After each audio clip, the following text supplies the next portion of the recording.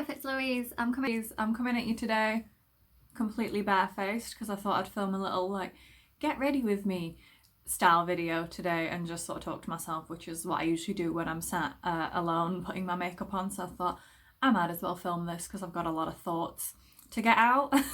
Also, I will say the lighting in here, because we've got like a massive window, it's making me look a lot more like nice and glowing and look a lot better than I feel today. So I'm like, thank you, natural lighting, but I don't look this nice in real life. My skin doesn't look this good in real life. Just gonna put a little bit of makeup on today. I've got, I don't know if you can see, like my left eye, I've got like a really bad like flare up at the minute of some dry skin, so I'm gonna be a little bit gentle with it. I'm not going to do anything too elaborate like I ever do. I'm not very good at makeup, so it's not like a tutorial kind of video. It's just me putting makeup on. Do not come for my technique. I'm not very good, but it works for me. I feel like I've never like properly introduced myself as well. I'm Louise. I'm 28 years old. I live in Sheffield. I'm also born and bred in Sheffield, but I feel like I don't come across as northern on camera as I am in real life, but like I'm incredibly broad in real life. I don't know if it's me subconsciously playing it down or if it's just like the sound quality on my camera, but like in real life I am very broad and very Yorkshire, so I don't know if that comes across or not, but I'm very proud of that. I love to be incredibly northern. I've had people let's say like they can't understand what I'm saying sometimes, so I'm like, that's what I want. I love that. Love to be indecipherable. If I'm looking wistfully into the distance over here, it's because I've got my little mirror set up, so I'm putting on some makeup. I'm not just gazing like thinking important thoughts. I'm just looking at myself and I'm like a budgie. I'm like, who's that pretty lady, who's she in there? So but anyway, born and bred in Sheffield. I live with my partner and our two cats in like one of the like nicer, like more like middle class areas of the city.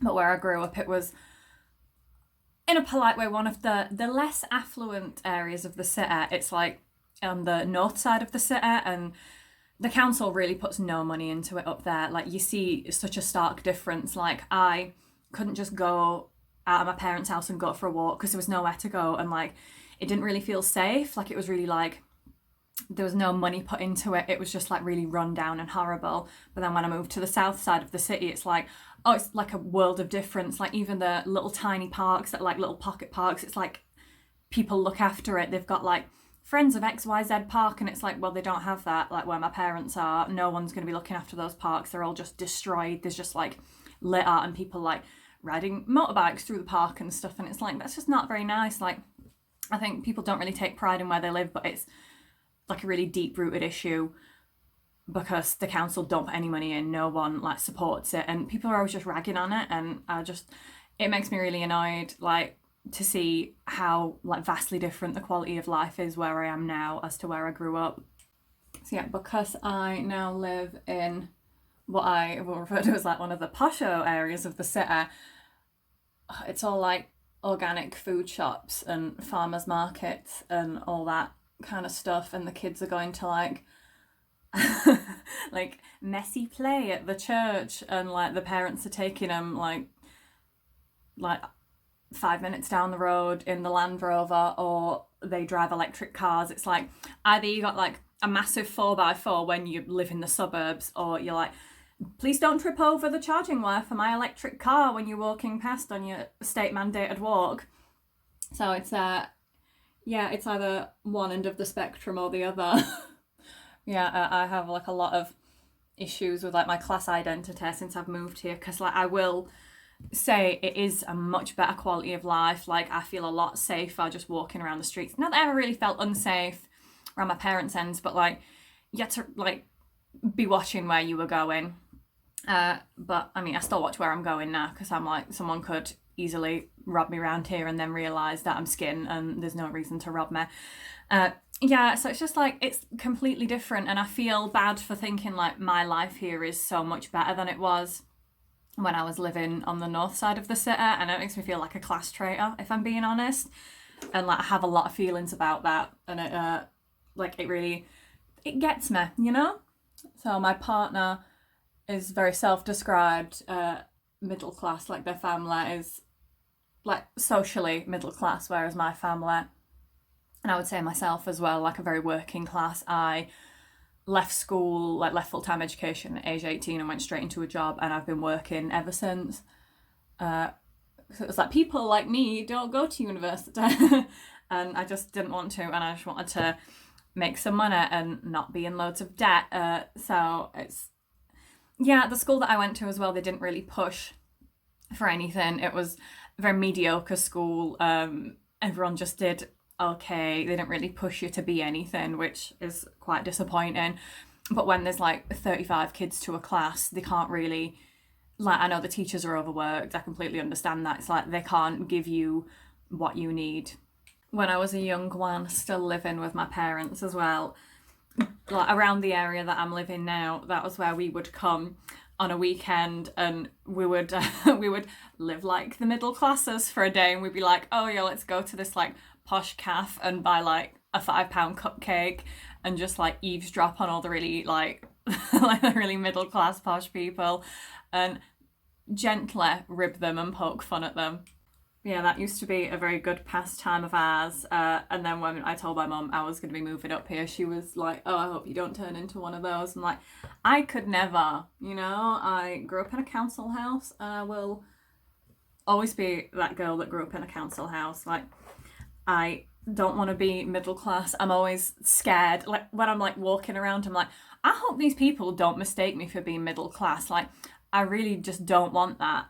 I don't want them to think I'm very proud of like my working class roots, and it's like, I feel like I've come quite far and like I've worked really hard, and I don't want people to think that I'm middle class. Not that I'm being reverse classist. I'm like, there's nothing wrong with being middle class.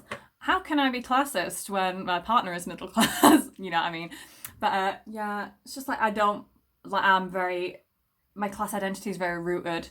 Oh, that highlight's very bright. Rooted within my identity, so I don't want people to think that I'm from here. Like, I live here and it's my home now, but I'm like, yeah, but it's not where I'm from. And sometimes I get a big feeling like I don't belong here. I'm not like these people when I'm walking past their like gigantic £1 million homes. I don't live in one of those £1 million homes. I live in like a nice little flat, which is very, very nice and cozy for me. But like, I walk past, I go like 2 streets away, and people have got like 6-bedroom houses. They're huge, and I'm always like, when I'm rich, I have to buy that house for when I'm writing my novel, because it's like, it looks like an old like haunted Victorian house. I'm like, that would be perfect for writing my novel. I'm never gonna write a novel, but I will happily partake in the nice, fun farmers markets and like go to the nice vegan restaurants that are open. But I'm like, I won't be one of these people. No matter how hard I try, I will never be one of these people. Like, I think I'll just always have that feeling that I don't belong here, and it makes me kind of sad, but that's just my class identity, you know. I'm just like, that's very strong within me.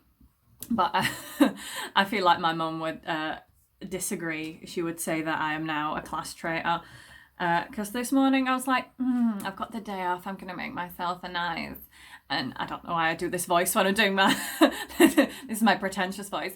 I'm gonna make myself a nice like vegan smoothie bowl and like just sit with our cats and enjoy that. I'm like, that yeah, maybe I am pretentious. I am pretentious, but I'll never be middle class. They're different things. Just filling in my brows. I can't talk when I'm filling in my brows. Beautiful. What next? I don't know. Yeah, I think that is all my feelings not articulated very well, because I don't know, I'm not smart enough to articulate things very well. Yeah, I just have a lot of feelings, and like, I also have a lot of aspirations. I want to have like my nice, comfortable life in my middle class area, but I don't want to be middle class. I want to like wear a sandwich board out that's like, I grew up in a council house, I am working class, my parents are poor. Like, I don't want people to think that I got a leg up for anything. I don't know, I just really take offense with it. I shouldn't be looking so middle class then with like my dungarees that I wear around all the time. I'm like, no, they're working class homemade dungarees. These aren't £70 artisan dungarees, please. I will say though, the sense of community around where I live now compared to where I grew up is ridiculous. So like you couldn't have anything like not nailed down basically around my parents' ends because someone would steal it. Like my auntie lived next door and she had some hanging baskets by her front door. She like filled them up with flowers and then gone out later that day and someone had stolen them. She'd stolen like the whole basket. It was just the little like hooks were left. So it's a bit ridiculous when you can't trust your neighbours. Yeah, like round here during like pandemic times and like all the lockdowns, everyone sort of really rallied round. They set up like the local WhatsApp group, which is just people just whinging about the bins not getting collected. That's usually me. I've just got a lot of feelings about the bins because I'm very boring and I have no hobbies anymore. It's like that and like people offering to like pick things up for people, go do the shopping. And like we were doing some DIY and I needed a drill because we thought we had the tools, but we did not have the tools. So I just messaged the like WhatsApp group for the street, like, oh, hey, has anyone got a drill that we can borrow? And then a guy messaged back within 5 minutes, like, yeah, I'm just down the street, come and collect it. Like, I've never met this man before. I've never spoke to this man. Like, that's very trusting to give us this massive, like, drill and, like, all the drill bits and then, like, some other tools as well. And he's like, oh, yeah, just come back and borrow them anytime. Like, it's not a big deal. Like, that's just really nice and, like, trusting. It's like, you don't know me. Like, you like, but you just trust me. It's like there is just a better sense of community around here, and like I feel bad for saying that, but like there's no sense of community around where I live. Like there's nothing for anyone to do. When I was in school, there was just like nothing. There was no like programs for children or anything. There was just nothing on. It was like the local parks were just absolutely destroyed. It's like I don't want to go to there. So I just used to be in the house all day, just like on the computer, playing Neopets and like. There's no like children really around. Like there was the schools, but like where I lived, it was just sort of like old people. There was just no enrichment. The council just put nothing into it. So it's like, I can see why like kids are just like faffing around, just like throwing eggs at buses and stuff. That was always happening like just down the road from me, just like chucking things at buses. So they had to change the bus route about a year ago temporarily because they kept getting eggs thrown at the buses. So that was fun. I feel like I've successfully exhausted all of my feelings now. Just the main takeaway is I don't like people mistaking me for being middle class because I'm not. And where I live is very posh, so that's it. So I'm just gonna put some eyeshadow on now. And like I'm not a makeup YouTuber, but I'm very proud of this achievement. Like look at this. Look how much progress I've made on this bad boy. I've finished 3 shades. Got like a lot of pan in this one, hit pan in this one, and then I had hit pan in this one and then repressed it. I'm like, gorgeous. Yeah, really love this palette. I use it nearly every single day. I'm just gonna put down a little.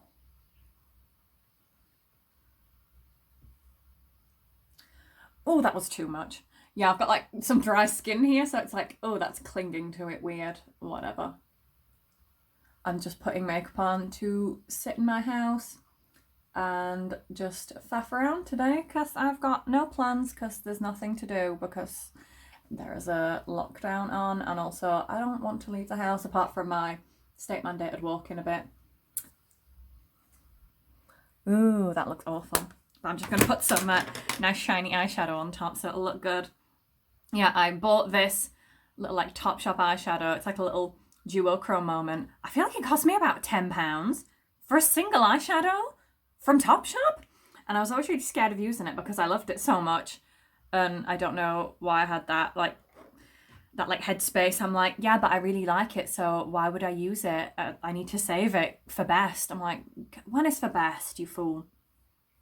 I'm just gonna put some of that just all over the lid because it's like, oh, nice little duochrome moment.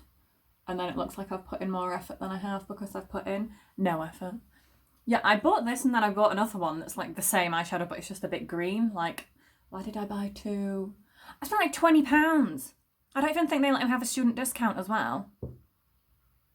Damn you, Topshop. No wonder you've closed down for good. Have they? I think so. I never shopped in there because their clothes don't fit me, which is annoying. Ooh. Oh, that's sparkly. That's sparkly and nice. Beautiful. Right, I'm just going to put on a little facial mist that does nothing, but it's like, ooh, it feels nice though. Feeling fresh. I'll put some lipstick on, and then that's me done for the day. And then I'm just going to film 2 more videos after this, so you'll be like, oh, I recognise that look. Yeah, because I just filmed it all on the same day because I got a day off.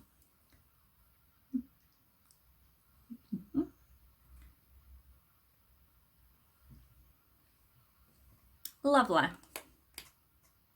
Beautiful. Stunning. Bye, guys.